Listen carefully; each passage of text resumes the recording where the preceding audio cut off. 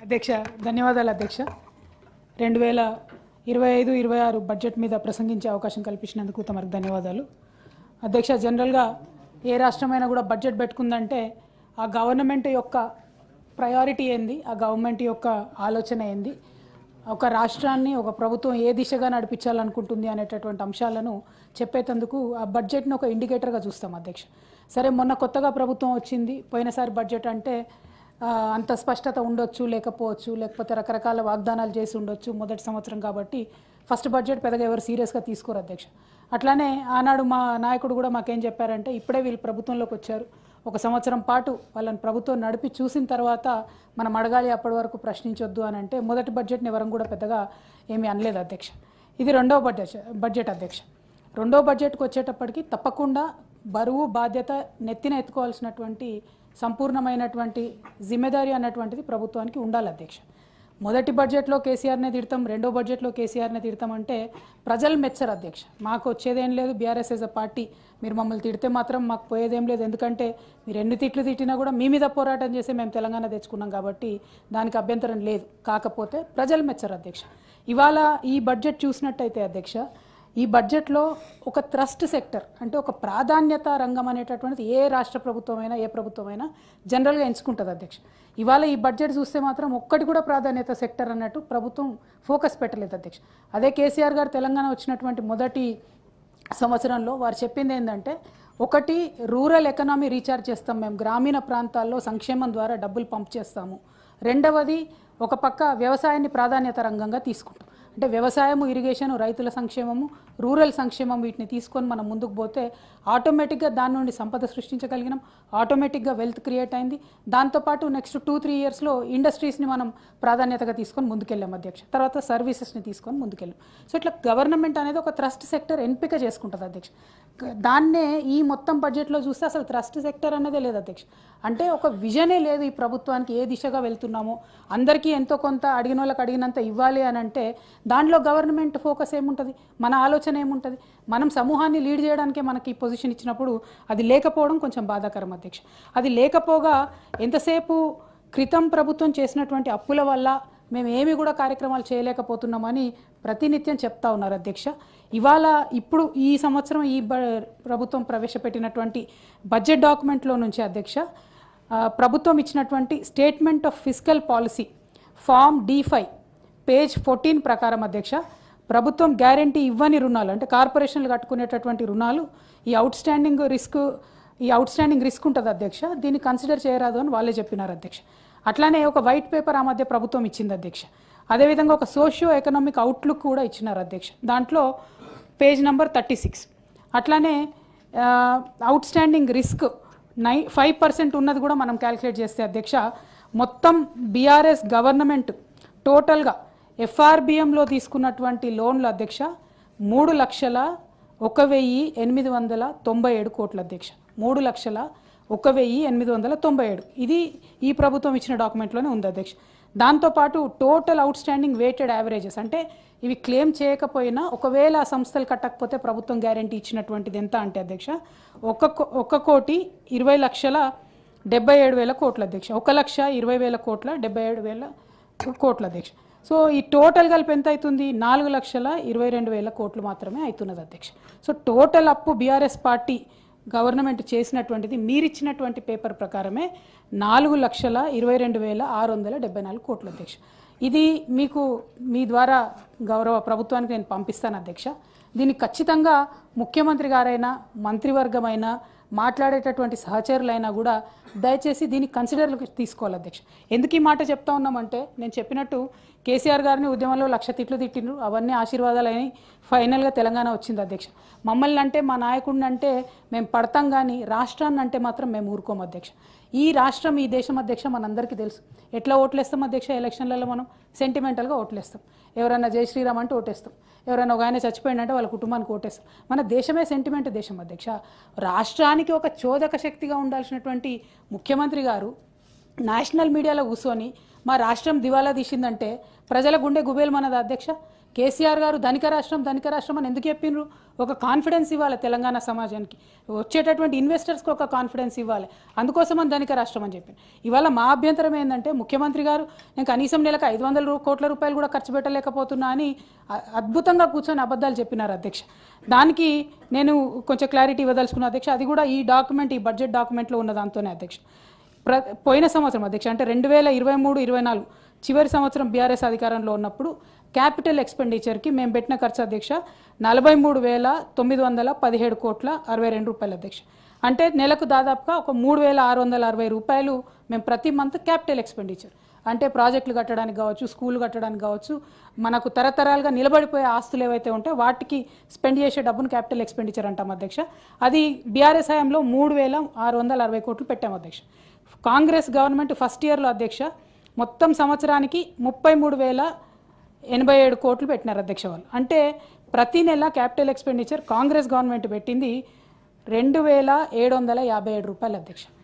అంటే ఈ ముఖ్యమంత్రి గారికి తెలిసి ఉండి ప్రతి నెల 2,757 కోట్ల రూపాయలు వారు ఖర్చు పెడుతూ నేషనల్ మీడియాలో కూర్చొని కేవలం బీఆర్ఎస్ను బ్లేమ్ చేయాలి, కేసీఆర్ను బ్లేమ్ చేయాలని, మా రాష్ట్ర ఆర్థిక పరిస్థితి బాగాలేదు, 500 రూపాయలు కూడా నేను ఖర్చు పెట్టలేకపోతున్నా అని చెప్తుంటే రాష్ట్రం కోసం పేగులు దిగేదాకా కొట్లాడిన వాళ్ళం అధ్యక్ష. మనందరం బాధ అవుతుంది కదా అధ్యక్ష. This is nothing personal, it is about the state. ఇప్పుడు ఈ బడ్జెట్లో ఈ నెక్స్ట్ ఇయర్కి క్యాపిటల్ ఎక్స్పెండిచర్ గవర్నమెంట్ ప్రపోజ్ చేసింది అధ్యక్ష 36,504 రూపీస్ అధ్యక్ష. అంటే దాదాపుగా ప్రతి నెల ఒక 3,042 కోట్ల రూపాయలు మేము పెట్టుకుంటామని గుడ్ సెంటిమెంట్. ఇంకా పెరగాలని చెప్పి మేము కోరుకుంటాం అధ్యక్ష. గవర్నమెంట్లో ఎవరన్నా ఉండొచ్చు అధ్యక్ష, రాష్ట్రం బాగుండాలని కోరుకునేటటువంటి వ్యక్తుల్లో ప్రథమ శ్రేణిలో ఉండేటటువంటి వాళ్ళం మనందరం కూడా. కాబట్టి ఒక స్వయంగా ముఖ్యమంత్రి గారు వారొక ఫోర్స్గా ఉండి, ఒక ఇంపిటెస్గా ఉండి, ఒక చోదక శక్తిగా ఉండి రాష్ట్రాన్ని డెవలప్ చేయాల్సిన వాళ్ళు పదే పదే ఇట్లా మాట్లాడడం నిజంగా దారుణం అధ్యక్ష. అదేవిధంగా అధ్యక్ష అప్పుల విషయంలో ఇట్లా పదే పదే అబద్ధాలు చెప్తే నిజంగా ముఖ్యమంత్రి గారికి ఇవాళనో రేపు గిన్నిస్ రికార్డు కూడా ఇచ్చేటట్టు ఉన్నారు అధ్యక్ష. ఎందుకంటే చెప్పిన అబద్ధమే మళ్ళా చెప్తున్నారు. అయితే ఇవాళ మీ ద్వారా నేను ఒక రిక్వెస్ట్ చేస్తా ఉన్నాను అధ్యక్ష.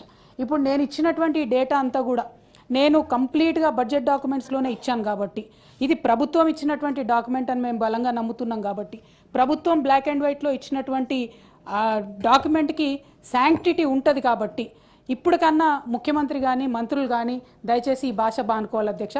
లేకపోతే 27వ తారీఖు నాడు మాత్రం ఖచ్చితంగా మేము ప్రివిలేజ్ మోషన్ మూవ్ చేస్తాం అధ్యక్ష ఈ ప్రభుత్వం మీద. ఎందుకంటే ఒకవేళ ఈ బడ్జెట్లో మీరు చెప్పినటువంటి లెక్కలు తప్పైతే మీరు ఈ హౌస్ను తప్పుదోవ పట్టిస్తున్నట్టు, లేదు ఈ అప్పులు తప్పని మీరు చెప్తున్నట్టయితే ప్రజల్ని తప్పుదోవ పట్టిస్తున్నట్టు అధ్యక్ష. ఇది కరెక్ట్ కాదు అధ్యక్ష. ప్రజాస్వామ్యంలో ఓవరాల్గా సెంటిమెంట్ ఆఫ్ ద స్టేట్కి దెబ్బ పడుతుంది కాబట్టి ఇవాళ మేము డిమాండ్ చేస్తూ ఉన్నాం అధ్యక్ష, మీరు ఇంకా అబద్ధాలు చెప్పడం దయచేసి మానేయాలి. మరి ఏది కరెక్టు, బడ్జెట్ పేపర్లు కరెక్టా, ముఖ్యమంత్రి గారు మాట్లాడేది కరెక్టా అన్న క్లారిటీ కూడా ఖచ్చితంగా ఇవ్వాలి అధ్యక్ష. అదేవిధంగా అధ్యక్ష ఇప్పుడు మనము ఇరిగేషన్ అధ్యక్ష, నేను ఇందాక చెప్పినట్టు తెలంగాణ రాష్ట్రం ఏర్పడ్డ తర్వాత ఇరిగేషన్ అనేటటువంటిది మనం ఒక ప్రాధాన్యత రంగం, ప్రథమ ప్రాధాన్యత రంగంగా ఎంచుకొని ముందుకు పోయినాం అధ్యక్ష. దాని ప్రకారం ఏం చేసినాం, 2023-24లో ఇరిగేషన్కి 29,766 కోట్ల బడ్జెట్ పెట్టుకున్నాం అధ్యక్ష. అంటే that is 12.84% of the total expenditure. అదే ఈ ప్రభుత్వం వచ్చినటువంటి ఫస్ట్ ఇయర్లో అధ్యక్ష పోయిన సంవత్సరం 22,284 కోట్లు పెట్టినారు అధ్యక్ష, విచ్ ఈజ్ అప్ టు 8.37 అధ్యక్ష. అంటే 12.8% నుంచి 8.37కి ఫస్ట్ ఇయర్లో వాళ్ళు ఇరిగేషన్ బడ్జెట్ తగ్గించినారు. పోనీ ఈ ఇయర్ అన్నా పెంచుకోవాలి కదా. ఫస్ట్ ఇయర్ అంటే అర్థం కాలేదు, ప్రాజెక్టులు రకరకాల అనుమానాలు, వారు చెప్పినటువంటి అంశాలన్నీ చూసుకొని ఈ ఇయర్ పెంచుకోవాలి. ఈ ఇయర్ పెట్టినటువంటి బడ్జెట్లో ఎంత అధ్యక్ష ఇరిగేషన్కి 23,350 crores, అంటే 23,354 కోట్ల రూపాయలు. అదేంత అధ్యక్ష, కేవలం 7.5% మాత్రమే, 7.66% మాత్రమే ఈసారి బడ్జెట్లో పెట్టినారు అధ్యక్ష. అంటే ఇరిగేషన్ని రైతుల పట్ల కానీ వ్యవసాయం పట్ల కానీ ఈ ప్రభుత్వానికి పట్టిలేదనడానికి ఇది నిజమైనటువంటి తార్కాణం అధ్యక్ష. అదేవిధంగా ఇందాకటి నుంచి ప్రభుత్వ పెద్దలందరూ మాట్లాడుతూ పదే పదే ఒక మాట చెప్పినారు అధ్యక్ష. పెద్దలు కోదండరామ్ సార్ కూడా మెన్షన్ చేశారు. ఏమని అంటే అసలు కాళేశ్వరం అనేటటువంటి ప్రాజెక్టు మీరు తుమ్మిడిహెట్టి దగ్గర ప్రధానంగా కట్టాల్సింది, కట్టకుండా మీరు మేడిగడ్డ దగ్గర కట్టినారు కాబట్టి ఇబ్బంది అవుతుందని చెప్పినారు అధ్యక్ష. 2008లో వైఎస్ రాజశేఖర రెడ్డి గారి హయాంలో ప్రాణహిత చేవేళ్ల పేరుతో ఈ ప్రాజెక్ట్ని ప్రారంభించుకున్నారు అధ్యక్ష. ఆనాడు 148 ఎఫ్ఆర్సీ దగ్గర, ఎఫ్ఆర్ఎల్ దగ్గర కనుక మనం తీసుకున్నట్టయితే అధ్యక్ష కేవలం 44 టీఎంసీల నీళ్లు మాత్రమే ఉండే అధ్యక్ష అక్కడ. కానీ కాంగ్రెస్ ప్రభుత్వం ఆనాడు ఉన్నటువంటి ఉమ్మడి రాష్ట్రంలో ఉన్న కాంగ్రెస్ ప్రభుత్వం వాళ్ళు తెలంగాణకు నీళ్ళు ఇవ్వాలనుకోరు కాబట్టి వాళ్ళేం చెప్పిండ్రు, 152 ఎఫ్ఆర్ఎల్ దగ్గర అడుగుల ఎత్తు దగ్గర తీసుకుంటాము, దాంతో 160 టీఎంసీలు వస్తాయని చెప్పి డైరెక్ట్గా కాలువలు తవ్వడం ప్రారంభించారు అధ్యక్ష. ఎంత దారుణం అంటే అధ్యక్ష, హెడ్ వర్క్స్ లేవు, ఏం లేవు, పర్మిషన్ లేదు, ఏం లేదు. ఎంత దారుణం అంటే అధ్యక్ష, ఫస్ట్ ప్రారంభించింది దాన్ని 17,875 కోట్ల రూపాయలతోనని ప్రారంభించారు అధ్యక్ష. వితిన్ 3 years నా ఎస్టిమేషన్ వచ్చి 40,300 కోట్ల రూపాయలకు చేరింది అధ్యక్ష. ఎందుకు చేరిందంటే కారణం ఏం లేదు, హెడ్ వర్క్స్ లేవు, మహారాష్ట్ర పర్మిషన్ లేదు, సిడబ్ల్యూసి పర్మిషన్ లేదు.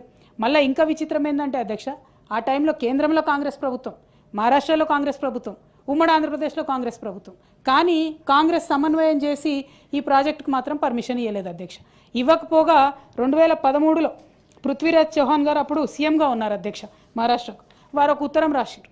ఏమని రాసిండ్రు, యూనిలాటరల్గా ఆంధ్రప్రదేశ్ గవర్నమెంట్ ఈ ప్రాజెక్ట్ కట్టుకుంటుంది, 152 ఎఫ్ఆర్ఎల్ దగ్గర కడుతున్నామని చెప్పి టెండర్లు కూడా ఫ్లోట్ చేసినారు. మేము దీనికి తీవ్రంగా అభ్యంతరం చెప్తున్నాము. మా దగ్గర గడ్చిరోలి, చంద్రపూర్ జిల్లాలో విలేజెస్ మునిగిపోతున్నాయి, మేము దీనికి ఒప్పుకోమని చెప్పి 2013లో వాళ్ళు లెటర్ రాసిండ్రు అధ్యక్ష. ఈ డబ్బులు కూడా మీరు పెట్టకండి అని కూడా చెప్పినారు, కాలువలు దవ్వుతున్నారు అనవసరంగా అని చెప్పారు అధ్యక్ష. అయినా సరే అప్పటికే కాలువలు దవ్విండ్రు, మొబిలైజేషన్ అడ్వాన్సులు తీసుకున్నారు, అవన్నీ జరిగిపోయినాయి అధ్యక్ష. ఆ తర్వాత తెలంగాణ రాష్ట్రం ఏర్పడింది. ఏర్పడ్డ తర్వాత 2015లో అధ్యక్ష వ్యాప్కోస్ వాళ్ళతోని కేసీఆర్ గారు తుమ్మిడిహెట్టి దగ్గర సర్వే చేయించినారు అధ్యక్ష. అప్పుడు వాళ్ళు చెప్పింది ఏంటంటే, ఇది కోదనం సార్ కొంచెం మీరు దయచేసి సీరియస్గా వినాలి అధ్యక్ష, 75% డిపెండబిలిటీ దగ్గర 165 టీఎంసీ మనకు అవైలబుల్ ఉంది సార్ తుమ్మిడిహెట్టిలో. కాకపోతే అందులో ఒక 63 టీఎంసీలు ఛత్తీస్గఢ్కి రైట్ఫుల్గా ఉన్నటువంటి వాటర్. అక్కడ ఛత్తీస్గఢ్ స్టేట్ అప్పటి వరకు ప్రాజెక్టులు కట్టలేదు, ఫ్యూచర్లో ప్రాజెక్టులు కడితే ఈ 63 టీఎంసీలు కూడా ఉండవు. సో ఓవరాల్గా తుమ్మిడిహెట్టి దగ్గర మీకు నీళ్ళు అంత రావు అన్నటువంటిది మొదటి కారణం చెప్పారు అధ్యక్ష. రెండో కారణం ఏంటంటే వ్యాప్కోస్ వాళ్ళు చెప్పింది, 40 డిగ్రీల కోణంలో అక్కడ గోదావరి వంపు తిరుగుతుంది అధ్యక్ష తుమ్మిడిహెట్టి దగ్గర. సో మీరు అక్కడ ఏదైనా ప్రాజెక్ట్ కట్టాలంటే సాంకేతికంగా ఆ 40 డిగ్రీల కోణంలో తిరిగిన నది వద్ద కట్టడం అన్నది ఇబ్బంది అవుతుంది, అట్లా కట్టడం కుదరదు, దానికి మీరు ఆల్టర్నేటివ్ చూసుకోండి అని వాళ్ళు ఇంకొక రికమెండేషన్ ఇచ్చినారు అధ్యక్ష. మూడోది అధ్యక్ష, పెద్దలు మాట్లాడుతూ కోదనం సార్ ఏమన్నారంటే, తుమ్మిడిహెట్టి ఎందుకు కోరుకుంటున్నాం మేమంటే గ్రావిటీతోని వాటర్ వస్తాయి, లిఫ్ట్ అవసరం లేదు అన్నారు అధ్యక్ష. అయితే ఈ విషయం మీద కూడా సీరియస్గా అప్పుడు సర్వే జరిగితే తుమ్మిడిహెట్టి నుండి మైలారం వరకు గ్రావిటీతోనే వాటర్ వస్తాయి అధ్యక్ష. కానీ మైలారం నుంచి ఎల్లంపల్లికి పంప్ చేయాలంటే ఖచ్చితంగా లిఫ్ట్ కావాల్సిందే అధ్యక్ష. అది ఇప్పుడు మేము చెప్పేది కాదు, ఆనాడు కాంగ్రెస్ పార్టీ ఇచ్చినటువంటి పవర్ పాయింట్ ప్రజెంటేషన్లో కూడా చెప్పారు. అయితే అక్కడ ప్రాబ్లం ఏంటి సార్ అంటే, మైలారం తర్వాత ఇమీడియట్గా మనకు సింగరేణి కాలరీస్ ఉంటాయి అధ్యక్ష, జైపూర్ ఓపెన్ కాస్ట్ మైన్లు ఉంటాయి. ఇప్పుడు ఎక్కడైతే మనం పెద్ద ఎలక్ట్రిసిటీ ప్రాజెక్ట్ కూడా కడతా ఉన్నాం, ఎలక్ట్రిక్ జనరేషన్ ప్రాజెక్టు, అక్కడ వాళ్ళు ఎన్ఓసి ఇవ్వలేదు అధ్యక్ష. ఆనాడు వాళ్ళు సింగరేణి వాళ్ళు ఏం చెప్తారంటే, ఇక్కడ మా ఓపెన్ కాస్ట్ మైన్లు ఉన్నాయి, మేము ఎన్ఓసి ఇవ్వమని చెప్పారు. ఈ 3 కారణాలను చూసుకొని రిజెక్ట్ చేసింది అధ్యక్ష ఇన్ కేసు సింగరేణి ఆ రోజు. ఈ 3 కారణాలతోని కేసీఆర్ గారు సర్వే చేయించి మరి ఇంకేది పాయింట్ ఉంది అని అంటే 160 టీఎంసీలతోని మేడిగడ్డ దగ్గర మాకు అవైలబిలిటీ ఉంది అని చెప్పి చెప్తారనమాట. సో దీన్ని సరే మహారాష్ట్ర అదే చెప్తుంది, మునిగిపోతుంటే అక్కడ అభయారణ్యం కూడా ఉంది, చాప్రాల అభయారణ్యం కూడా అని చెప్తుంది. కాబట్టి ఇవి 3 ప్రధానమైన కారణాలు సార్. గోదావరి నది వంపు తిరిగి ఉండడము, అక్కడ గ్రావిటీతో కేవలం మీరు మైలారం దాకానే పంపు చేసుకోగలగడము, అట్లానే వాటర్ డిపెండబిలిటీ అన్నది మనకు లేకపోవడం సార్. సో దీనివల్ల తుమ్మిడిహెట్టిని తీసుకొని మనం బ్యారేజ్ మేడిగడ్డకు షిఫ్ట్ చేసుకున్నాం సార్. మేడిగడ్డ దగ్గర కూడా దయచేసి పెద్దలందరూ ఎందుకు కాస్ట్ పెరిగింది, కాళేశ్వరం ఎందుకు కాస్ట్ పెరిగింది అంటారు అధ్యక్ష. ఆనాడు ఉమ్మడి ఆంధ్రప్రదేశ్లో ప్రాణహిత చేవెళ్ళ, అంబేద్కర్ ప్రాణహిత చేవెళ్ళ ప్రాజెక్టు 160 టీఎంసీలతో కడితే రిజర్వాయర్ కెపాసిటీ ఎంత అధ్యక్ష, ఓన్లీ 16.43, 16 టీఎంసీలకు మాత్రమే రిజర్వాయర్ కెపాసిటీ ఉంది. కానీ కాళేశ్వరంలో మనం చేసింది ఏంది అధ్యక్ష, 141 టీఎంసీ కెపాసిటీ ఉన్న రిజర్వాయర్లు కట్టుకున్నాం మనం. అంటే రైతు మొగులకు ముఖం పెట్టి చూడకుండా కాళేశ్వరంలో మన తెలంగాణ నెత్తి మీద నీటి కుండలాగా పెట్టుకున్నాం సార్. మనం 141 టీఎంసీ వాటరు మనం నిల్వ చేసుకున్నాం. దాంతోపాటు మన ఆ రోజు అంబిషన్ ఏంది సార్ కాళేశ్వరం కట్టడానికి అంటే 19.5 లక్షలకు 19.60 అధ్యక్ష, 19,60,000 ఎకరాలకు సాగునీరు ఇవ్వాలి. హైదరాబాద్ మహానగరానికి తాగునీరుతో పాటు ఆ దారిలో వస్తుంటే తొవ్వంట వేలాది గ్రామాలు ఉంటాయి అధ్యక్ష, ప్రతి గ్రామంలో చెరువులు నింపాలి, మంచినీటికి కూడా నీళ్ళు ఇవ్వాలి. అట్లనే పరిశ్రమలకు అందులో పెట్టుకున్నాం అధ్యక్ష, మంచినీళ్ళకి పెట్టుకున్నాం. ఇవన్నిటి కోసమని కాళేశ్వరం ఒక ఎస్టిమేట్స్ పెంచుకొని కాళేశ్వరం అనేది మన తెలంగాణ మొత్తానికి కూడా ఒక వరప్రదాయంగా ఉండాలని కట్టుకున్నాం తప్పితే ఏదో కేసీఆర్ గారే, ఇందాక మహేష్ గౌడ్ గారు అన్నారన్న, మీరు లేనప్పుడు కేసీఆర్ గారే ఇంజనీరు, కేసీఆర్ గారే ఇది అని అంటే, కేసీఆర్ గారు ఒక స్వాప్నికుడు అధ్యక్ష. వారు ఒక దక్షత ఉన్న నాయకుడు, దూరదృష్టి ఉన్న నాయకుడు. వారు కోరుకున్నది ఏంటి? తరతరాలు తెలంగాణ బాగుండాలని కోరుకున్నారు.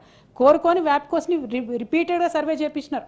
మేమేదో 2014 వస్తే 2014లో కట్టలేదు అధ్యక్ష కాళేశ్వరం. 15లో రిపోర్ట్స్ వచ్చిన తర్వాత డెసిషన్ తీసుకొని ముందుకు పోయిన తప్పితే వెంటనే కట్టలేదు. కాబట్టి కాళేశ్వరం ఏదో కేసీఆర్ ఇంటి కోసం కట్టుకున్నట్టుగా మాట్లాడుతున్నటువంటి కాంగ్రెస్ నాయకులు దయచేసి అట్లాంటి మాటలు మాట్లాడకుండా ఉండాలని చెప్పి కోరుతా ఉన్నాం అధ్యక్ష. మరి అధ్యక్ష, ఇప్పుడు ఈ ప్రభుత్వం ఇరిగేషన్కి పెట్టినటువంటి బడ్జెట్ తగ్గించుకుంటూ వస్తుంది అధ్యక్ష. ఒక పక్క ఇరిగేషన్ బడ్జెట్ తగ్గించుకుంటూ ఇంకోటి ఏం చేస్తున్నారు అధ్యక్ష? Out right mismanagement of projects. Example చెప్తా అధ్యక్ష, మీ జిల్లాలోనే గంధమల్లానో ప్రాజెక్ట్ ఉంటుంది అధ్యక్ష. దాన్ని మనం అప్పుడు 9 TMCలతో ప్లాన్ చేసినాం అధ్యక్ష. ఆ తర్వాత ఏమైంది, అక్కడ ఉన్న గ్రామాల్లో కొంత వ్యతిరేకత వచ్చింది. ప్లస్ ఆల్రెడీ మనకు కాళేశ్వరం నుంచి మల్లన్న సాగర్ నుంచి గంధమల్ల చెరువు కూడా నీళ్ళు ఇచ్చుకునే పరిస్థితి ఉండే మనకు. అందుకని గంధమల్ల కొంచెం మనం ఆపి పెట్టినాం, ఇంత వ్యతిరేకత వస్తుంది ప్రజలకు.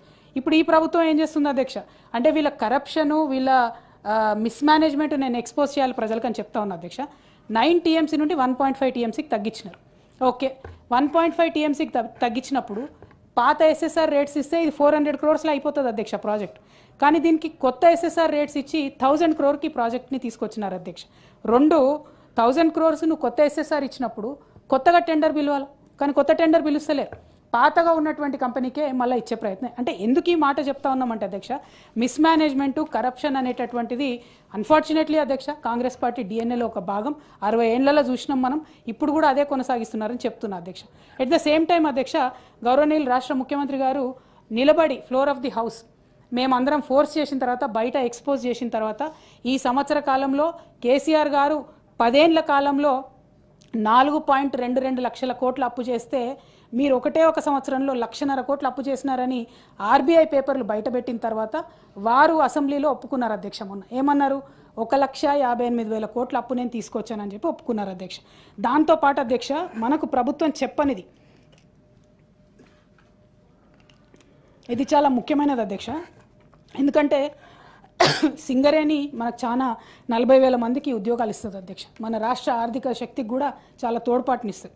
ఈ సింగరేణి సంస్థకి ఒక్క సంవత్సర కాలంలో అధ్యక్ష 15 నెలల్లో ఈ ప్రభుత్వం అప్పుబడ్డది ఎంత అంటే 39,000 కోట్లు. బొగ్గుకు డబ్బులు కట్టలే అధ్యక్ష, ట్రాన్స్పోర్ట్కి డబ్బులు కట్టలే. సింగరేణి సంస్థకు 30,000 కోట్ల రూపాయలు ఈ ప్రభుత్వం ఇవ్వాలి అధ్యక్ష. అది ఇవ్వడం పక్కన పెడితే నేను కరప్షన్కి ఇంకొక ఎగ్జాంపుల్ చెప్తా అధ్యక్ష. కేసీఆర్ గారు అంటే 2023లో ప్రభుత్వం మారేటటువంటి సమయానికి ఇదే ఇప్పుడు నేను చెప్పినటువంటి జైపూర్లో 3rd ఫేజ్లో 800 మెగావాట్లకు అని చెప్పి ఒక థర్మల్ పవర్ ప్లాంట్కి 3rd ఫేజ్ పిలిచినాం అధ్యక్ష. అప్పుడు BHELకే కేసీఆర్ గారు ఇచ్చినారు. థర్మల్ పవర్ ప్లాంట్స్ ఎప్పుడు కూడా ప్రైవేట్ వ్యక్తులకు ఇవ్వలేదు అధ్యక్ష. ఆనాడు ఉన్నటువంటి ఎస్టిమేట్ ఎంత అంటే అధ్యక్ష 5,800 కోట్ల నుంచి 6,000 కోట్ల రూపాయల్లో సప్లై ఆఫ్ పవరు, ఎరెక్షను, కమిషనింగు, O&M కూడా మొత్తం ఆపరేషన్స్ అండ్ మెయింటెనెన్స్ కూడా కలిపి 5,800 to 600 crores అని చెప్పి ఎస్టిమేట్స్ ఇచ్చినాం అధ్యక్ష. ఈ ప్రభుత్వం వచ్చినాక అధ్యక్ష జస్ట్ వితిన్ 12 months, ఓన్లీ 12 నెలల్లో ఆ ఎస్టిమేట్ ఎంతకు మారింది అధ్యక్ష? 9,500 కోట్లకి. అంటే 5,800 కోట్ల నుంచి 12 నెలల్లో ఏమి చేయకుండా, ఎటువంటి పరిస్థితులు మారకుండా 9,500 కోట్ల రూపాయలకు ఎస్టిమేట్ మారింది అధ్యక్ష. దీనికి లెటర్ ఆఫ్ యాక్సెప్టెన్స్ కూడా ఇచ్చారు అధ్యక్ష. అసలు ఏ బేసిస్ మీద మారుతుంది అధ్యక్ష? సింగరేణి బతుకుతుందా అధ్యక్ష ఇట్లా చేస్తే? లిటరలీ డబుల్ తీసుకుంటే కరప్షన్ ఇది ఎట్లా బతుకుతుంది అధ్యక్ష? ఓ పక్కనేమో 40,000 కోట్ల అప్పు, ఇంకో పక్కన కరప్షన్. సో ఇట్లా కాంగ్రెస్ పార్టీ ఈ మొత్తం బడ్జెట్ చూస్తుంటే అధ్యక్ష ఎక్కడ కూడా ఒకటి మ్యాక్రో ఎకనామిక్ ఇండికేటర్స్లో బాగాలేదు అధ్యక్ష. గౌరవనీయులు పెద్దలు కోదండరాం సార్ కూడా మాట్లాడుతూ ఏం చెప్పారంటే రిజిస్ట్రేషన్ వాల్యూలోనే దాదాపుగా 30% ఎక్సెస్ చేసి చూపించినారు, ఇది కరెక్ట్ కాదని చెప్పారు. మనందరం కూడా చూసినాం అధ్యక్ష, 100 రూపీస్ ఎక్స్పెక్ట్ చేస్తే 33 రూపీస్ కూడా ఇవాళ స్టాంప్స్ అండ్ రిజిస్ట్రేషన్స్లో రాష్ట్రానికి ఆదాయం వస్తలేదు. మరి పోయినసారి కన్నా ఆదాయం మీకు తక్కువ ఉన్నప్పుడు, పోయినసారి కన్నా ఎక్కువ అమౌంట్తోని 3,04,000 కోట్లతో బడ్జెట్ పెడితే మరి పెద్దలందరూ కూడా ఇది వాస్తవానికి దగ్గరున్న బడ్జెట్ అని ఎట్లా అంటారు అధ్యక్ష? నిజంగా కూడా సత్యదూరమైన బడ్జెట్ ఇది. గ్యాప్ ఆల్మోస్ట్ 35,000 crores కండ్ల ముంగట కనబడుతుంది. సంవత్సరం అంతం వరకు ఇంకా దాని ఎట్లా పోతుందో తెలియదు అధ్యక్ష. అల్టిమేట్గా ఇది ఏం జరుగుతుందంటే అధ్యక్ష రాష్ట్రం పరువు దేశంలో పోతుంది, అంతకు మించి జరిగేది ఏం లేదు. కాబట్టి ఇప్పటికన్నా అంచనాలను సరి చేసుకోవాలి. వాస్తవాలకు దూరంగా ఉన్నటువంటి బడ్జెట్ అన్నది మాత్రం చెప్పగలుగుతా ఉన్నాను అధ్యక్ష. ఇక అధ్యక్ష బీసీలకు బడ్జెట్లో 20,000 కోట్లు ఇస్తాము, సబ్ ప్లాన్ ఇస్తామని చెప్పినారు అధ్యక్ష. వీళ్ళు మేము ఇచ్చిన దానికన్నా ₹1 కూడా ఎక్కువ ఇవ్వలేదు అధ్యక్ష బీసీలకు ఇంతవరకు. సబ్ ప్లాన్ ఊసు కూడా కనీసం ఎత్తనటువంటి పరిస్థితి ఉంది అధ్యక్ష. ఇక మహిళలకు చూస్తే అధ్యక్ష చేయూత పెన్షన్ అన్నది పెంపు లేదు అధ్యక్ష. 2500 రూపాయలది ఊసే లేదు అధ్యక్ష. బీడీ కార్మికులకు జాడే లేదు అధ్యక్ష. తులం బంగారం ముచ్చట కూడా లేదు అధ్యక్ష. అంటే మహిళలకు మీరు మభ్యపెట్టి ఏదైతే ఓట్లు వేయించుకున్నారో అది ఏది కూడా ఊసలేదు అధ్యక్ష. ఇందాకటి నుంచి చాలా పొలిటికల్గా చాలా మంది సభ్యులు మాట్లాడినారు అధ్యక్ష. మీరు లేరు ఆ టైంలో చైర్లో. ఇవాళ నిజంగా మొన్న రాష్ట్రంలో జరిగిన ఎన్నికల్లో ఏం జరిగింది అధ్యక్ష? సడన్గా ఎలక్షన్ టైంకి మేడిగడ్డ బ్యారేజు కూలిపోతుందని చెప్పి ఒక అపవాదం తీసుకొచ్చినారు. సరే, ఇమీడియట్గా వితిన్ 1.5 డే కూడా కాకముందే ఎన్డీఎస్ఏ కేంద్రం నుంచి ఉరుకుల పరుగుల మీద ఒక టీం వస్తుంది. వాళ్ళు బోట్లలో పోయి మేడిగడ్డ ఫోటోలు తీసి బయటకు రిలీజ్ చేస్తారు అధ్యక్ష. మరి నిన్నగాక మొన్న ఎస్ఎల్బీసీ టనల్ కూలిపోయింది అధ్యక్ష. ఇంతవరకు ఎన్డీఎస్ఏ ఎందుకు రావడం లేదు? మేము ఏదైతే ఫస్ట్ నుంచి చెప్తా ఉన్నామో, ఏదైతే ఫస్ట్ నుంచి బీజేపీ కాంగ్రెస్ అలయన్స్లో బీఆర్ఎస్ మీద తెలంగాణ ప్రజల మీద జరుగుతున్న కుట్ర అని చెప్తున్నాం అధ్యక్ష. అది ఈ ఎలక్షన్లో ప్రూవ్ అయింది. పైగా ఇప్పుడు ఉన్నటువంటి నాయకులు పొద్దునుండి మాట్లాడిన వాళ్ళంతా ఎట్లా మాట్లాడినారంటే ఏదో బీఆర్ఎస్ పార్టీని ప్రజలు రిజెక్ట్ చేసిరని. ఏం రిజెక్ట్ చేయలేదు అధ్యక్ష. 420 హామీలు ఇచ్చి గాంధీ ఫ్యామిలీని ముందట పెట్టి గ్యారంటీల సంతకాలు పెట్టి పేపర్లో ఫ్రంట్ పేజ్లు యాడ్ వేసి గజకర్ణ గోకర్ణ టక్కుటమార విద్యలని చూపిస్తే అధ్యక్ష మాకన్నా వాళ్ళకు వచ్చిన ఓటు అధ్యక్ష 1% ఓటు ఎక్కువ వచ్చింది. మేము 39 మంది శాసనసభ్యులను గెలిచినాం అధ్యక్ష. ప్రజలేం మమ్మల్ని రిజెక్ట్ చేయలే. ప్రజలు ఈక్వల్ ఆపర్చునిటీ ఇచ్చిన అందులో 1% ఎక్కువ వాళ్ళకు వచ్చింది కాబట్టి ఇవాళ వాళ్ళు ప్రభుత్వంలో ఉన్నారు తప్పితే ఇంకోటి లేదని ఈ సందర్భంగా తెలియజేస్తా ఉన్నాం అధ్యక్ష.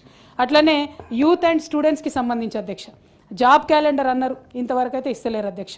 2 లక్షల ఉద్యోగాలు సంవత్సరానికి ఇస్తామన్నారు అధ్యక్ష. ఇప్పుడు ఇక్కడ ముఖ్యమంత్రి గారి బడే బాయ్ ఎవరైతే ఉన్నారో 2 కోట్ల ఉద్యోగాలు ఇస్తామన్నారు సంవత్సరానికి. ఆయన ఇస్తలేరు. ఇక్కడ ఈయన 2 లక్షలు అన్నారు, అది ఇస్తలేరు. ఓన్లీ ఇప్పుడు 51,000 ఉద్యోగాలు ఇక్కడ ఇచ్చినారు అధ్యక్ష. అందులో కూడా మ్యాక్సిమం నోటిఫికేషన్స్ ముందు అధ్యక్ష, కొత్తవి కావు. మరేమన్నా అంటే ఇప్పుడు ఏమంటున్నారంటే మిమ్మల్ని ఎవరు ఆపిరు, నోటిఫికేషన్లు ఎందుకు వేయలే, కేసులేసి ఆపింది ఎవరు అధ్యక్ష? అప్పుడు ప్రూవ్ చేయలేదా? రిపీటెడ్గా ప్రూవ్ చేయలేదా? ఒకటే లాయర్ ఒకటే అడ్రస్ ఎన్ని కేసులు వేసారు అధ్యక్ష? ఇరిగేషన్ ప్రాజెక్టుల మీద కేసులు, జాబ్ల మీద కేసులు, ఇవన్నీ కూడా చేసి ఆపి కన్ఫ్యూజన్ క్రియేట్ చేసినటువంటి వాళ్ళ అధ్యక్ష. అట్లానే అధ్యక్ష స్కూటీలు ఇస్తామన్నారు అధ్యక్ష, దాని మీద మాటనే లేదు అధ్యక్ష. విద్యా భరోసా కార్డు ముఖ్యమంత్రి గారు ఆనాడు స్పీచ్లు ఇచ్చినప్పుడు చెప్తే అధ్యక్ష విద్యా భరోసా విద్యార్థులకు ఎట్లా అయిపోయారంటే మీ జేబులో 5 లక్షల క్రెడిట్ కార్డు ఉన్నట్టే మీరు ఏ కాలేజ్ కంటే ఆ కాలేజ్కి పోయి క్రెడిట్ కార్డు మీరు గీకితే మీకు అడ్మిషన్ వస్తుందని చెప్పినారు అధ్యక్ష. ఇంతవరకు దానికి కనీసం రివ్యూ లేదు, ఊసులు లేదు, ఏమి కూడా లేదు అధ్యక్ష. అట్లానే ఎస్సీ ఎస్టీ నిధులు అధ్యక్ష గౌరవనీయులు పెద్దలు కొదనం సార్ కూడా మాట్లాడుతూ చెప్పినారు. పోయిన సంవత్సరం 30,000 కోట్లు అలొకేట్ చేసినారు అధ్యక్ష, 34,000 కోట్లు. కేవలం దాంట్లో 10,000 కోట్లు మాత్రమే ఎస్సీ ఎస్టీలకు స్పెండ్ చేసినారు అధ్యక్ష. ఈసారి అట్లా ఎస్సీ ఎస్టీ ఫండ్స్ డైవర్ట్ చేయొద్దని చెప్పి కూడా నేను ప్రభుత్వాన్ని డిమాండ్ చేస్తూ ఉన్నాను అధ్యక్ష. అదేవిధంగా అధ్యక్ష ఇక క్రిస్టియన్లు, ముస్లిమ్స్, అట్లానే మన సిక్కులు వీళ్ళందరికీ కూడా రకరకాల మాటలు ఇచ్చినారు అధ్యక్ష. ఏమన్నారు? ఇమాంలకు, మౌజన్లకు, గ్రంథీలకు అందరికీ కూడా, పాస్టర్లకు అందరికీ కూడా మేము 12,000 రూపాయలు ఇస్తామని చెప్పినారు. आज क्या हालत है साहब? 10-10 महीने से इमामों को, मौजनों को एक बार भी सैलरी मिल नहीं रहा है. हमने पिछले काउंसिल में पूछा तो 1-2-3 महीने का रिलीज करे, बाद में रिलीज करना भी छोड़ दिए. वो पुराना जो वजीफा आता था वो भी नहीं दे रहे, बढ़ा के तो बिल्कुल भी नहीं दे रहे. और 1 तोला सोने का जेवर देने का वादा किया है लोगों से, उसके बारे में भी कुछ बोल नहीं रहे. बच्चों के तालीम के बारे में क्या बोले साहब? इंटरमीडिएट जो पास हो जाते उनके पास 15,000 देते, डिग्री जो पास हो जाते उनको 25,000 देते, पीजी जो पास कर लेते उनको 50,000 देते. कुछ भी नहीं दे रहे साहब. इस बार माइनॉरिटी का बजट 4,000 करोड़ देना था, इस बार भी उन्होंने 305,000 करोड़ ही दिया है. पता नहीं लेकिन कितना खर्च करते. पिछले बार 2,000 करोड़ दिए थे, उसमें 1,000 करोड़ ही उन्होंने खर्च किया था. तो अब का क्या होगा उसका भी पता नहीं है सर. అధ్యక్ష ఇంకొక రిక్వెస్ట్ అధ్యక్ష కొంచెం సమయం ఇవ్వండి దయచేసి. ఈ మొత్తం బడ్జెట్లో అధ్యక్ష రాజీవ్ గాంధీ గారి పేరు 7 సార్లు తీసుకున్నారు అధ్యక్ష, సోనియా గాంధీ గారి పేరు 1 సారి తీసుకున్నారు అధ్యక్ష, ఇందిరమ్మ పేరు 11 సార్లు తీసుకున్నారు అధ్యక్ష. ఈ పేర్లు తీసుకోవడము, ప్రతి పథకాన్ని గేమ్ చేంజర్ అని చెప్పడం తప్పితే అసలు నిజంగా గేమ్ చేంజింగ్ అంటూ ఏం లేదు అధ్యక్ష. ఎందుకు లేదంటున్నానంటే ఇంక్రిమెంటల్ ఏదైతే అలొకేషన్స్ ఉంటాయో సార్ దాంతో ఎప్పుడు కూడా రెవల్యూషనరీ చేంజెస్ రావు. రెవల్యూషనరీ చేంజెస్ రావాలంటే రెవల్యూషనరీ అలొకేషన్సే ఉండాలి. ఒక్క రంగమైనా సరే ఏ ప్రభుత్వమైనా ఒక ట్రస్ట్ సెక్టర్గా తీసుకొని పనిచేస్తే దేశంలో దాన్ని ముందుకు తీసుకెళ్లేటటువంటి ఆస్కారం ఉంటుంది అధ్యక్ష. అది ఈ బడ్జెట్లో లోపించడం, దూరదృష్టి లోపించడం అన్నది నేను భావిస్తూ ఉన్నాను అధ్యక్ష. అట్లనే ఇవాళ మీరు చూసినట్టయితే హైదరాబాద్ మహానగరం అధ్యక్ష, హైదరాబాద్ మహానగరానికి మంచినీటి ప్రాజెక్ట్ కోసం Godavari drinking water supply project phase 2 and 3 అని తీసుకుంటున్నారు అధ్యక్ష. అధ్యక్ష అంతకుముందు మిషన్ భగీరథ అని చెప్పి మనం రాష్ట్రంలో కట్టుకుంటే అధ్యక్ష అందులో ఒక్క రూపాయి కూడా ప్రైవేట్ భాగస్వామ్యం లేదు అధ్యక్ష, మొత్తం కూడా ప్రభుత్వం డబ్బులే. ఇప్పుడు ఈ హైదరాబాద్ ఫేజ్ 2-3 ప్రాజెక్ట్లో ఈ ప్రభుత్వం ఏం చెప్తుంది అధ్యక్ష, 60% ప్రైవేట్ వాళ్ళ పార్ట్నర్షిప్ ఉంటుంది, 40% గవర్నమెంట్ ప్రాజెక్ట్ ఉంటుంది. దీన్ని హైబ్రిడ్ యాన్యుటీ మోడ్లో తీసుకుంటున్నారు అధ్యక్ష. దీనికోసం 7,360 కోట్లు ఖర్చు పెడుతున్నారు. దీన్ని 2 ప్యాకేజీలుగా చేస్తున్నారు అధ్యక్ష. అయితే ఈ ప్యాకేజీలు ఎవరికి పోతే మనకు తెలుసు అధ్యక్ష, ఈ ప్రభుత్వానికి ధైర్యం లేదు, మళ్ళీ అటు ఇటు పోయి మెగాకే ఇస్తారు. ఒక ఆంధ్రోలకు మన తెలంగాణలోకి కానీ ప్రామిస్ చేసినట్టుగా బీసీలకు 42% కానీ ఇచ్చే ఆస్కారం లేదు అధ్యక్ష. అయితే అది పక్కన పెడితే అధ్యక్ష ఇంకా ఘోరం ఏంటంటే ఈ ఏదైతే సంస్థ 60% ఇన్వెస్ట్ చేస్తుందో ఆ డబ్బులు ఇది మీరు వినాలి అధ్యక్ష దయచేసి. ప్రాజెక్ట్ నిర్మాణం పూర్తి చేసి కమర్షియల్ ఆపరేషన్ ప్రారంభమైన తేదీ ఏదైతే ఉంటుందో అంటే డేట్ ఆఫ్ కమిషన్ ఏదైతే ఉంటుందో అప్పటి నుంచి 180 రోజుల తర్వాత 15 రోజుల లోపు వర్క్ ఏజెన్సీకి మొదటి ఇన్స్టాల్మెంట్ చెల్లిస్తారు. అంటే 120 మంత్లీ ఇన్స్టాల్మెంట్స్ అంటే 10 సంవత్సరాల పాటు హైదరాబాద్ మహానగరానికి మంచినీళ్ళు తేవడానికి ప్రభుత్వం 10.33% వడ్డీతో కలిపి ఒక ప్రైవేట్ ఏజెన్సీకి చెల్లిస్తుంది అధ్యక్ష. Where is the spirit of mission Bhagiratha అధ్యక్ష? మిషన్ భగీరథతో మేము కనెక్ట్ చేయలేదు వాటరు, ఆ ఊరు ఇయ్యలేదు ఈ ఊరు ఇయ్యలేదు అన్నారు. ఎక్కడన్నా 1% అన్న ప్రైవేట్ ప్రాపర్టీ తీసుకున్నాం అధ్యక్ష. మమ్మల్ని మొన్న ముఖ్యమంత్రి గారు నిన్న సాయంత్రం సభలో మాట్లాడుకుంటా కూడా నేను 11%కి వడ్డీలు బీఆర్ఎస్ ప్రభుత్వం తీసుకొస్తే దాన్ని తగ్గించి 4% చేస్తున్నా అన్నారు అధ్యక్ష. మరి ఇదేంది అధ్యక్ష? 10.33% 120 నెలలు హైదరాబాద్ తాగునీటి వసతిని ఒక ప్రైవేట్ ఏజెన్సీ దగ్గర తాకట్టు పెడతా ఉన్నారు అధ్యక్ష. ఇది కంప్లీట్గా మేము దీన్ని వ్యతిరేకిస్తూ ఉన్నాం అధ్యక్ష. అట్లానే ఇందాక నేను మీకు చెప్పినట్టు సింగరేణిలో ఇచ్చినటువంటి లెటర్ ఆఫ్ యాక్సెప్టెన్స్ ఏదైతే ఉందో అధ్యక్ష దాన్ని కూడా వెనక్కి తీసుకోవాలని చెప్పి నేను డిమాండ్ చేస్తూ ఉన్నాను అధ్యక్ష. అధ్యక్ష ఇంకొక విషయం అధ్యక్ష, జనరల్గా చాలా సెంటిమెంటల్గా ముఖ్యమంత్రి గారు నిన్న బయట మాట్లాడినారు అధ్యక్ష. మాట్లాడి కారుణ్య నియామకాలు నేను చేసినాను, ఇంతవరకు కేసీఆర్ ఎవరినైనా మిమ్మల్ని పిలిచి మాట్లాడినరా అన్నారు అధ్యక్ష.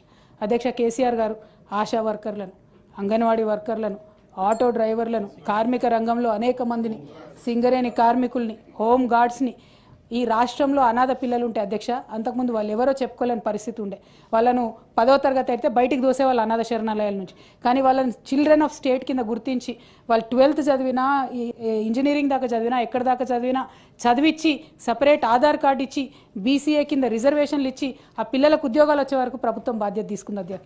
మానవత్వంలో కేసీఆర్తో రేవంత్ రెడ్డి గారికి పోటీ అయింది అధ్యక్ష. ముఖ్యమంత్రి గారు చాలా చెప్పుకునే ప్రయత్నం చేసినారు అధ్యక్ష, కానీ ఇది చాలా అన్యాయం అధ్యక్ష. అట్లానే అధ్యక్ష ఒకటే మాట అధ్యక్ష, ఓవరాల్గా అధ్యక్ష గవర్నమెంట్ బడ్జెట్ అంటే floor house leader government leader ముఖ్యమంత్రి గారి మీదనే ఫోకస్ ఉంటుంది అధ్యక్ష. వారు అంతకుముందు ఏం చెప్పినారు అధ్యక్ష, కేసీఆర్ గారు ఎన్నడూ కూడా ప్రజల్ని కలుస్తలేను, నేను రోజు కలుస్తా అని చెప్పారు అధ్యక్ష.